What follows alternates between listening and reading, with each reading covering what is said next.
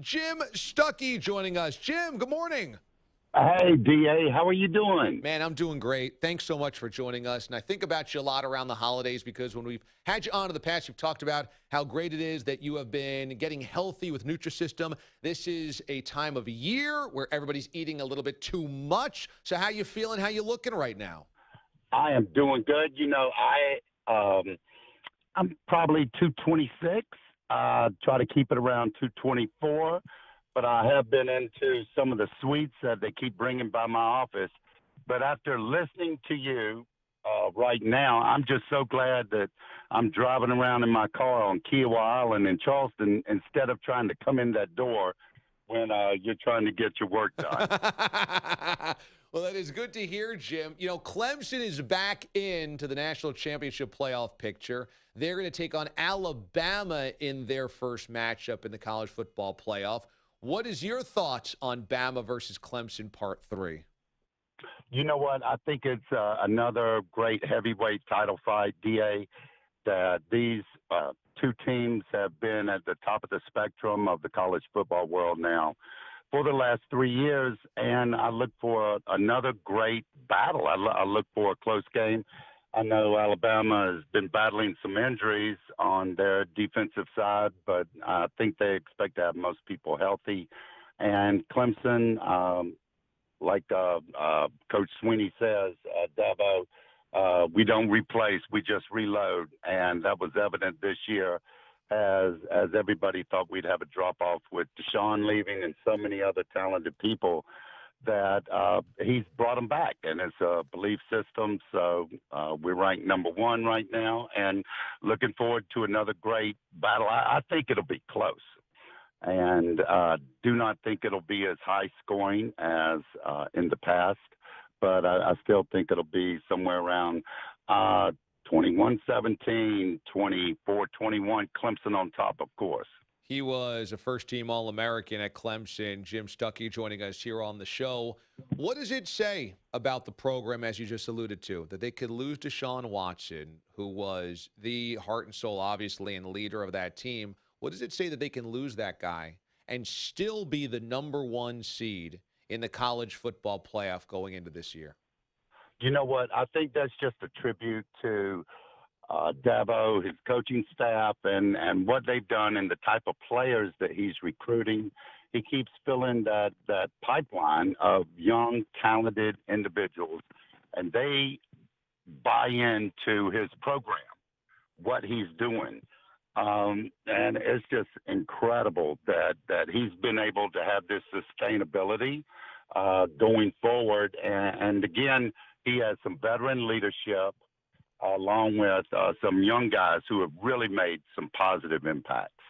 You played at a time in the NFL where there wasn't instant replay, and we didn't have to review and replay and micromanage all of these calls. And this came to a head again on Sunday with the Steelers and Patriots game. Do you think that the NFL was actually better when we didn't have instant replay on calls like that? You know what? I personally do.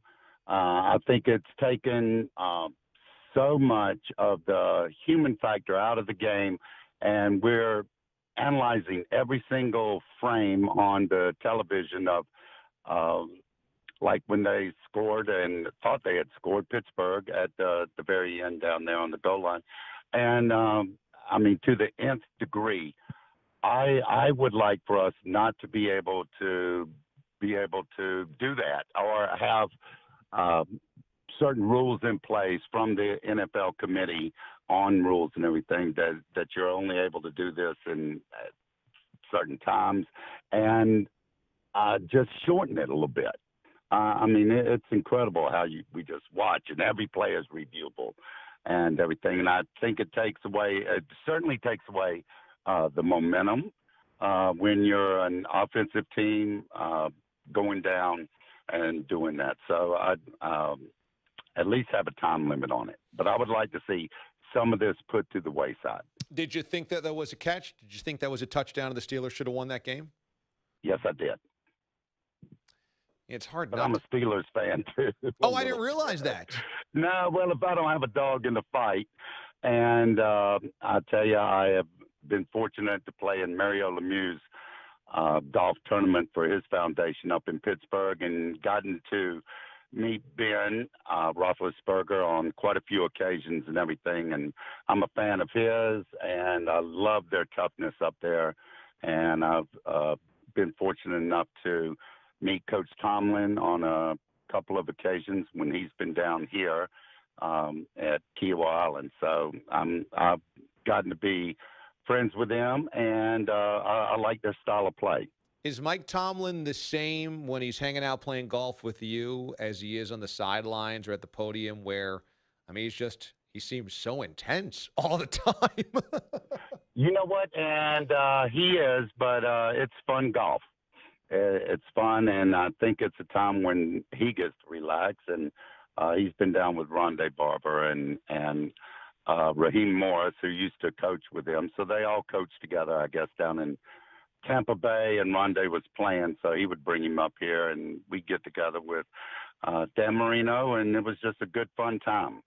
Jim Stuckey joins us here on the show. He won 2 Super Bowls with the San Francisco 49ers, and being a junkie of NFL history like myself, I always love picking your brain. I'm glad you brought up Dan Marino because I wanted to ask you about Super Bowl 19. That was the second of the 2 Super Bowls you won with the 49ers. At that point in time, 1984 season, obviously Montana was great, but Marino was the next big thing. And Marino had this amazing, incredible 1984 statistical season. The Dolphins come in there, and they actually scored 10 points on you guys in the first quarter. And then the rest of the way, you hold Marino and the unstoppable offense to just 2 field goals. What was your defensive game plan going in to stop Marino, and why did it work? Well, you know what? I think we interchanged a lot of defensive linemen as much as we could to keep everybody fresh with that and to keep the pressure on them. We came with some blitzes. George Seifert back then was our defensive coordinator, who later became the head coach. And, of course, Bill Walsh was our head coach. But we had a great game plan, and our defensive backs were so good. We had Eric Wright and Carlton Williamson and Ronnie Lott and Dwight Hicks. And they were all 4 voted to the Pro Bowl off of one team. So that's still unheard of that all 4 guys go to the Pro Bowl. But anyway, we just got after them, took their running game away, and started pressing them a lot more up on the line. And we were bringing 5, 6 people sometimes, and it got in Dan's face. And he was slinging it to those guys, too, all season long. And we were just really, really fortunate. And we were getting off the field more in a 3-down territory. I mean, it'd be 3 and out. So it gave our offense a little bit more time. Roger Craig had a really good game. And, of course, Joe was just masterful in what he was doing. And Bill's play calling was really, really good. And, you know, back then we had the West Coast offense. We ended up 18-1 that season. So I believe we had certainly the 2 best teams playing against Danny. And I always thought that he would make it back, certainly. And it's a crying shame that he never did. But I consider him one of the top greatest quarterbacks of all time for sure.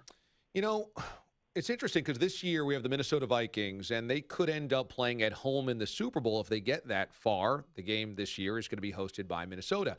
It's never happened before. You guys came closest in that Super Bowl. You played just down the road in Palo Alto at Stanford Stadium, at Stanford. Did that feel like a true home game for you guys? It did. It did, because we were able to, after the playoffs and everything, and we won there, that we were just able to stay there. We practiced at our facility. We went home. And then we did not get together until like 2 days, I guess, before the Super Bowl to go to the hotel and spend the night. So everything was more just basic routine. And Bill Walsh was big about routine and doing all of that. So we were able to stay at home. We got all our guests out of the way and put them in hotels. But we were able to stay at home, go to the practice facility, and just do our regular job, put our game plans in, and just work from home, really. So with the holidays here, everybody's eating a little bit too much. There's a lot of sweets around the office, around the house. Everybody's having double or triple portions. You're working with Nutrisystem. You look great every time I see you. You look better and better. So tell our listeners right now about how they can get involved in that as well to make sure they can stay healthy around the holidays. DA, I tell you, you can go to Nutrisystem.com. And, you know, we talk every year now because Clemson's been in this, and I come to the Super Bowl every year. But the day after the Super Bowl is the biggest diet day. I tell people now, if you want to eat, go ahead and do it. But jump on the phone, jump on your computer, go to Nutrisystem.com, and get on a program. And it's a great program for men. And I'm living proof. I've been now 225 pounds from 290, or one apple pie short of 300 for 3.5 years. So it's good, and it's a great program for men, and because it tells you, you know, you can eat this, you do this, they send you everything, and bam, you're done. And you drop the weight. You will literally drop the weight off. Pretty cool. Jim Stuckey, former Clemson All-American, two-time Super Bowl champ, joining us here on the show. Jim, I always love our conversations, man. I can't wait to do it again. You and yours have a wonderful holiday, and thanks so much, as always, for finding time for us.